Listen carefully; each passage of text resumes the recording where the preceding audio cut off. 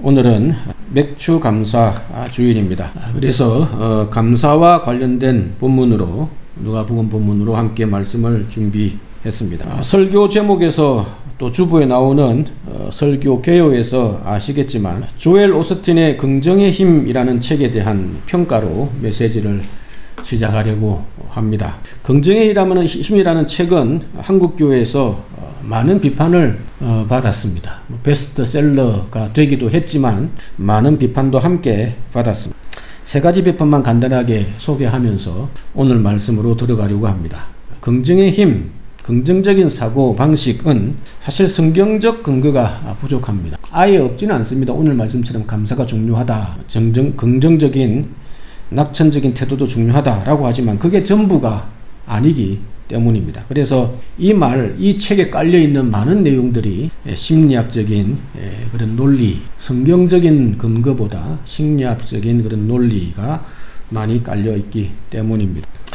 두 번째로 비판은 긍정의 힘은 자기 나름의 우리 자신의 긍정적인 태도에 너무 집중하고 있습니다. 그래서 오히려 예수님의 십자가의 은혜, 십자가의 속죄함, 십자가가 주는 능력을 흐리게 만들었다라는 부분에서 비판받습니다. 세 번째로는 긍정의 힘은 결국 우리 개인의 소원 성취, 소망의 목적을 두는 번영신학에 가까운 게 아니냐라는 비판을 받습니다. 이게 긍정의 힘이라는 책에 대한 조엘 오스틴에 대한 그런 주장에 대한 신학적 평가입니다. 이미 많이 인정받고 조심해야 한다라는 것이죠. 그러나 인정할 수 있는 이 책에서 주장하는 내용들 중에 인정할 수 있는 내용들도 함께 있습니다. 우리 삶의 긍정과 감사의 태도가 중요한 것은 당연하기 때문입니다. 그게 본질은 아니지만 그런 태도도 필요하기 때문입니다. 우리는 정신적인 존재이며 인격적인 영적인 존재입니다. 따라서 심리학에서 말하는 긍정적 사고와 태도, 감사의 태도에는 힘이 뒤따라오기 마련입니다. 영향이 있다라는 뜻입니다. 예를 들어서 긍정적이고 낙천적인 사람이 건강, 기대 수명이 5년에서 10년, 5%에서 10% 정도 길다라는 연구 결과가 있습니다. 몇만 명을 조사했더니 미국에서 이런 논문이 평가가 나타났습니다. 한겨레 신문에도 나왔죠. 그 다음은 또 플라시보 효과라는 것이 있습니다. 약에 아무 효과가 없는 설탕, 쓴약 이런 것들, 가장 기본적인 우리가 먹는 맛,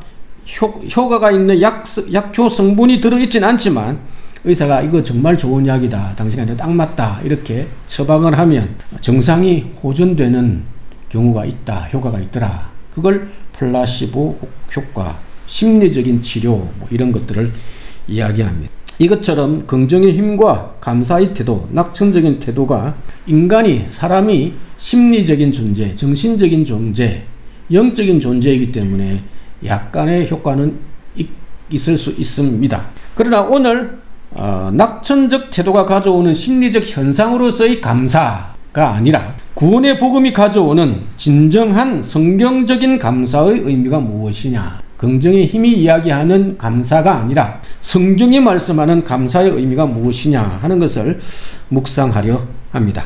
감사는 그리스도인에게 어떤 의미가 있습니까? 감사는 우리에게 어떤 의미가 있어야 합니까? 첫 번째로 감사는 구원의 조건이 아니라 구원의 열매입니다. 본문에서 제일 이슈가 되는 부분이 바로 감사가 구원의 조건이 될 수 있는가 하는 질문입니다.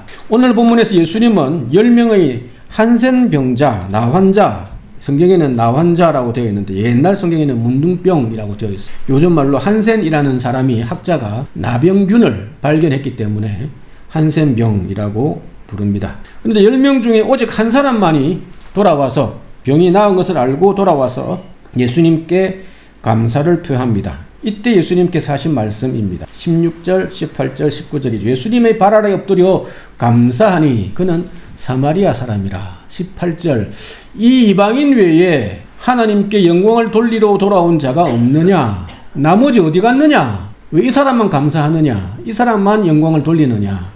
라고 하시고 그에게 이르시되 그의 돌아옴, 그의 감사, 그의 행동을 보시고 이르시되 일어나 가라 내 믿음이 너를 구원하였다 라고 말씀. 예수님께서 자신에게 감사를 표현하려 온 그 사람에게만 일어나 가라 내 믿음이 너를 구원하였다 라고 말씀하셨습니다. 그렇다면 우리는 이렇게 질문할 수 있습니다. 예수님께 찾아와 감사를 표현했기 때문에 구원받았다고 한다면 감사가 구원의 조건이 될 수 있습니까? 라는 질문입니다. 만약에 반대로 이게 아니라고 한다면, 감사가 구원의 조건이 아니라면 감사와 구원의 관계는 도대체 뭡니까? 라는 질문입니다. 오늘 본문은 감사와 구원의 관계를 명확하게 정확하게 감사와 구원은 이런 관계에 있다 설명하지는 않습니다. 다만 감사와 구원의 관계에 대한 작은 실마리를 찾을 수 있습니다. 19절이죠. 일어나 가라 내 믿음이 너를 구원하였다 라고 이야기합니다. 예수님께서는 분명히 너의 감사가 너를 구원하였다 라고 하지 않습니다. 너의 믿음. 그러면 여기에 치료받은 사람의 믿음이 어떻게 드러납니까? 다시 말해서 예수님은 감사를 표현하러 온 환자의 행동을 믿음 있다 라고 보신 것입니다. 그 믿음이 있는 것을 보니 너는 구원받았구나 라고 말씀하신 것입니다. 따라서 우리는 이런 결론을 내릴 수 있습니다. 감사는 구원의 조건은 아니지만 믿음의 행위, 믿음의 열매, 감사란 믿음으로 구원받았다 하는 것을 보여주는 행동이라는 뜻입니다. 이 사람이 이렇게 감사하고 행동하는 것을 보니 구원받았구나. 그래서 오늘 예수님께서도 앞에 나와 있는 감사, 구원에 대한 시제도 너를 구원하였다 과거로 이야기합니다. 할 것이다가 아니라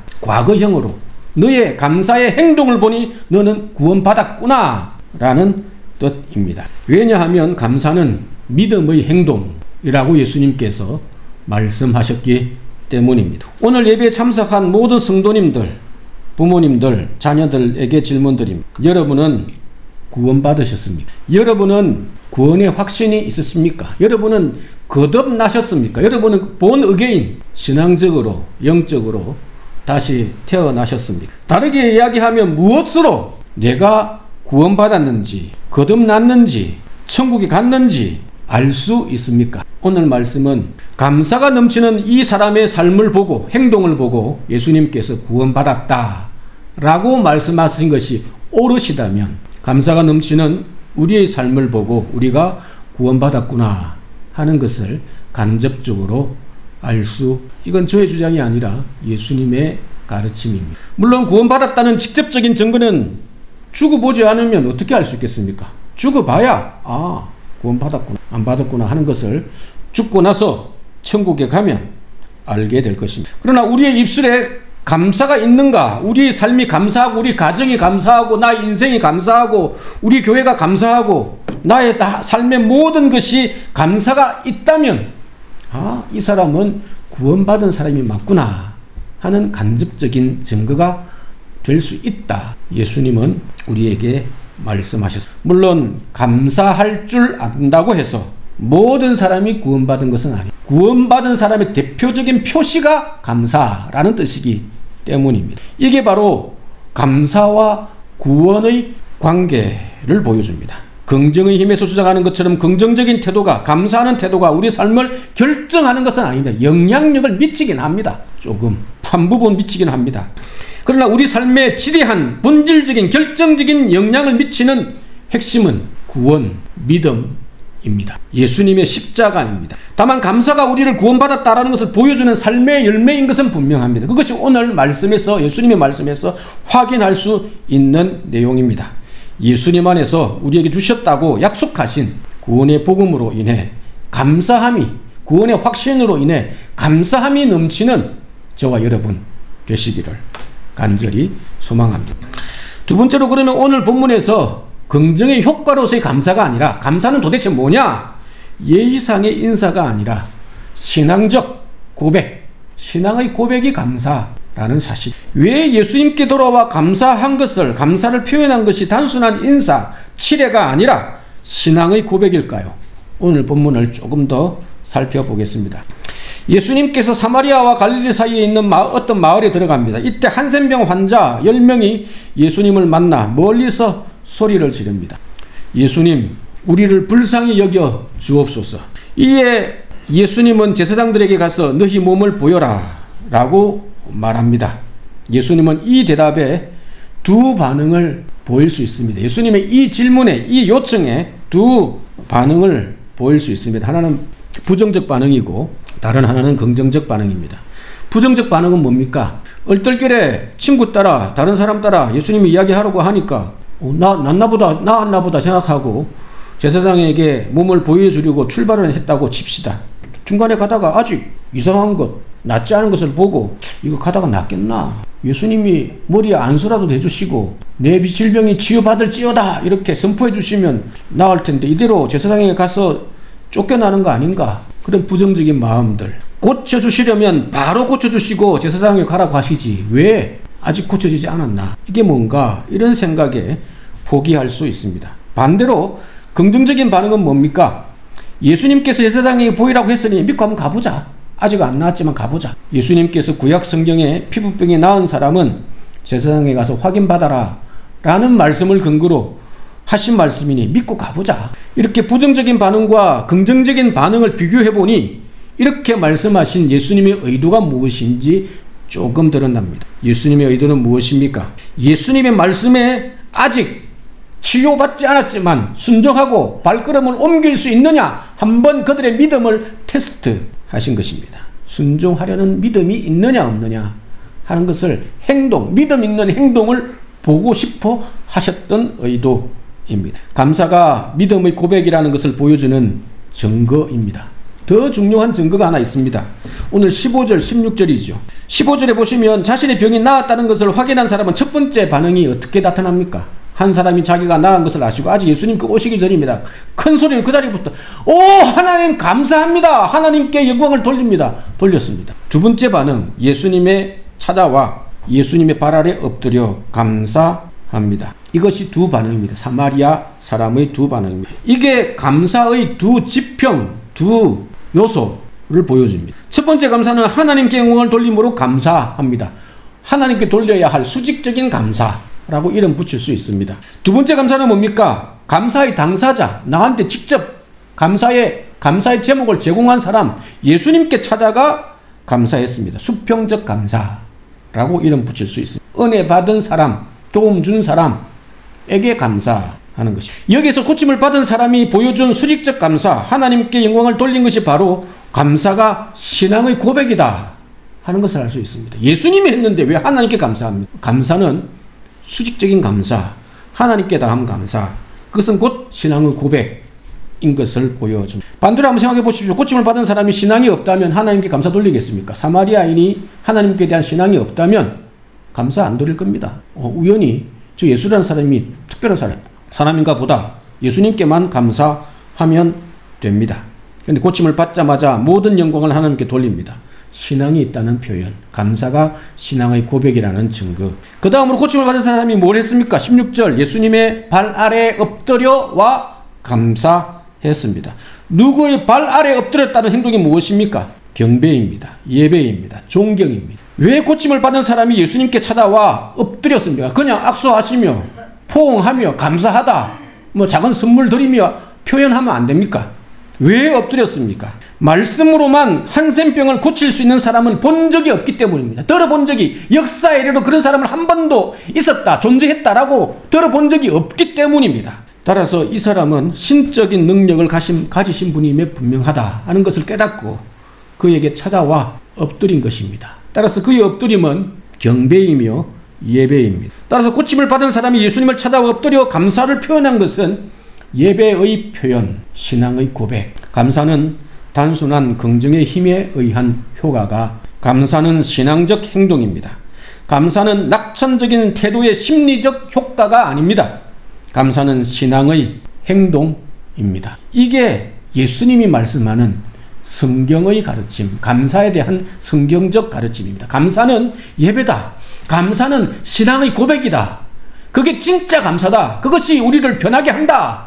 라고 예수님은 우리에게 말씀합니다. 이게 제가 강조하고 싶은 맥주 감사주일에 여러분에게 드리는 감사의 의미입니다. 감사에 담겨있는 신앙 고백적 의미를 깨닫고 모든 것에 감사함으로 기도가 깨어있는 하나님께 참된 신앙을 고백하는 저와 여러분이시기를 간절히 소망합니다. 세 번째로 감사는 무엇입니까? 사회적 관용이 아니라 관계의 회복. 본문에 등장하는 편견과 차별은 두 종류입니다. 하나는 사마리아인에 대한 사회적, 인종적 차별입니다. 사마리아인과 유대인들 사이에 갈등과 차별이 있었다 하는 것을 잘 아실 것입니다. 기원전 700년 정도 전에, 예수님께서 태어나시기 한 700년 전에 남유다, 북이스라엘이, 남북이 나누어져 있었습니다. 북쪽이 먼저 멸망을 했는데 아수르에 의해서 기원전 700년 정도에 아수르에 의해 멸망당합니다. 이때 아수르가 북이스라엘의 수도 사마리아 성입니다. 사마리아 성에 다른 나라에서 점령한 이방인들을 데려와 강제 이주를 시켰습니다. 그래서 결혼해라, 마음대로 살아라, 그렇게 했죠. 그래서 사마리아 유대인들은 이방 민족과 혼인하게 됩니다. 그래서 정통 유대인들이 사마리아인들을 개취급했습니다. 민족의 순수함을 허투렸다, 혈통 순수성을 더럽혔다라는 것입니다. 이것이 사마리아인들에 대한 차별의 배경, 역사적 배경입니다. 다른 하나는 병자들에 대한 사회적 차별입니다. 오늘 요즘에도 있는 장애인에 대한 차별과 마찬가지죠. 한센병이 뭡니까? 이 질병은 무서운 질병입니다. 아직도 치료약이 없습니다. 무서운 전염력이 있습니다. 그래서 이 병이 발병하면 집과 마을에서 쫓겨납니다.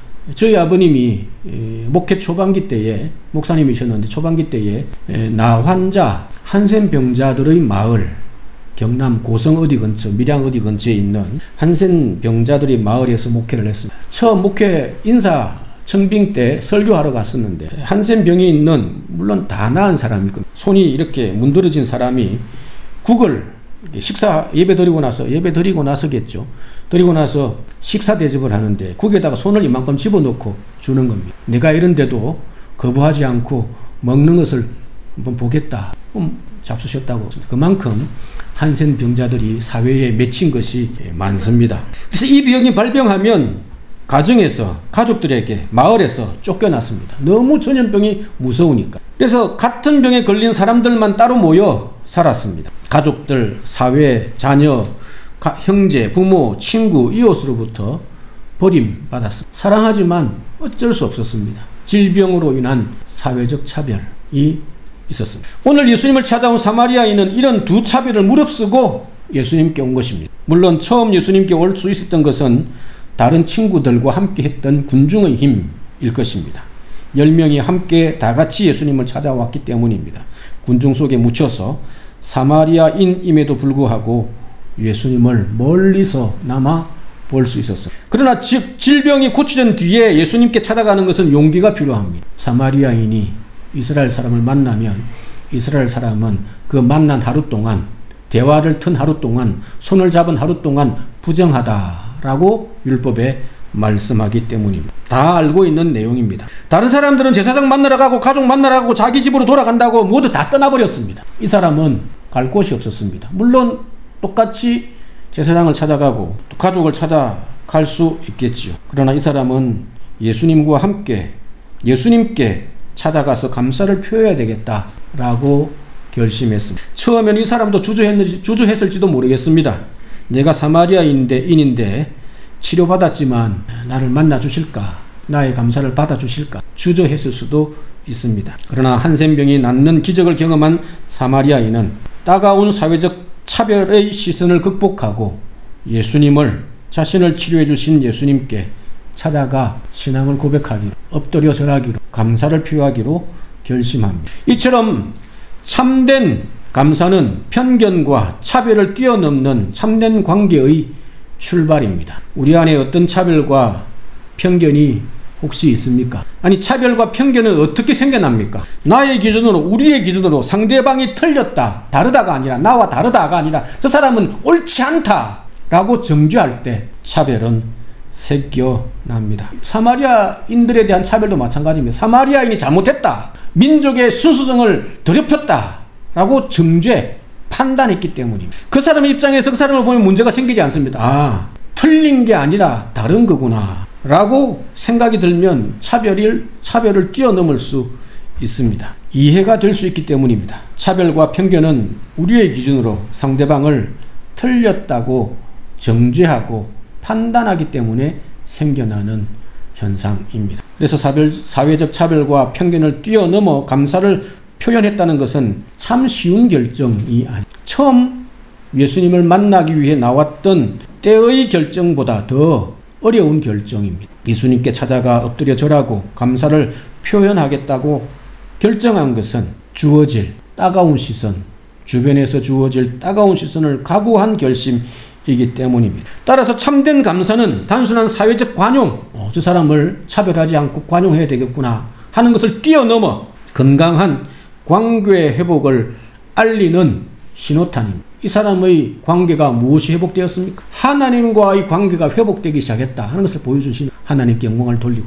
물론 딴 사람들도 말로는 입술로는 하나님께 영광을 돌렸겠죠. 예수님이 참된 경배의 대상인 것을, 나의 엎드림을 받아야 할 존재인 것을 그들은 미처 깨닫지 못했어요. 감사를 표현한 사람은 하나님과의 관계, 사람들과의 관계, 수직적 관계, 수평적 관계가 회복되기 시작했다 하는 것을 보여줍니다. 그러나 나머지 9은 사람들과의 관계를 회복하기 위해서 제사장에 가고 자기 집에도 찾아가고 가족에게 돌아가. 그러나 하나님과의 관계는 회복. 오늘 본문에도 예수님께서 말씀하지 않았습니다. 딴 사람들은 하나님께 영광을 돌리기 위해서 왜 안 왔느냐? 그 사람들은 하나님께 영광 돌리지 않았다 라고 간접적으로 표현하신 것입니다. 이처럼 누군가에게 감사하다라고 표현하는 것은 관계가 회복되고 있다 하는 것을 이야기합니다. 스페인에 와서 감사하다 라는 말을 평생 동안 했던 것보다 훨씬 더 많이 한 것 같습니다. 조그마한 친절에도 그라시아스 발음이 별로 안 좋지만, 물건을 사도 계산을 해도 모든 행동에 그라시아스 때도 시도 없이 계속 그라시아스. 제가 아마 했던 제일 많은 스페인 말 중에 자기 이름 소개하는 것 말고 그라시아스가 첫 번째일 것입니다.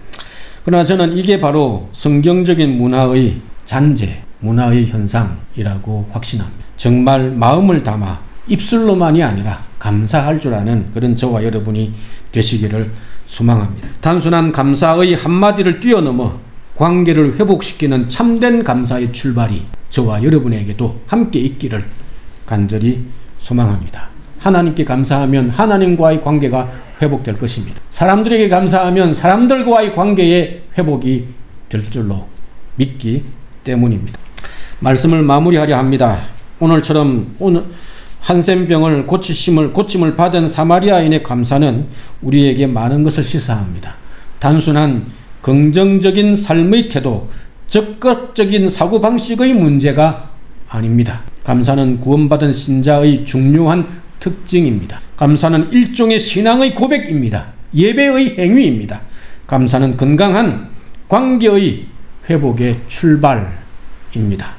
하나님 앞에서 수직적인 감사와 사람께 대한 수평적인 감사를 말씀을 드렸습니다. 이 시간 하나님께 대한 감사의 제목 10가지, 주변 사람들에 대한 감사의 제목 10가지 마음속으로 꼽아보시기를 바랍니다. 우리는 흔히 하나님께 감사하면 되지 사람에 대한 감사를 등한히 하는 실수를 범하기도 하고, 사람에 대한 감사를 하면서 하나님께 대한 감사를 놓치는 경우가 종종 있습니다.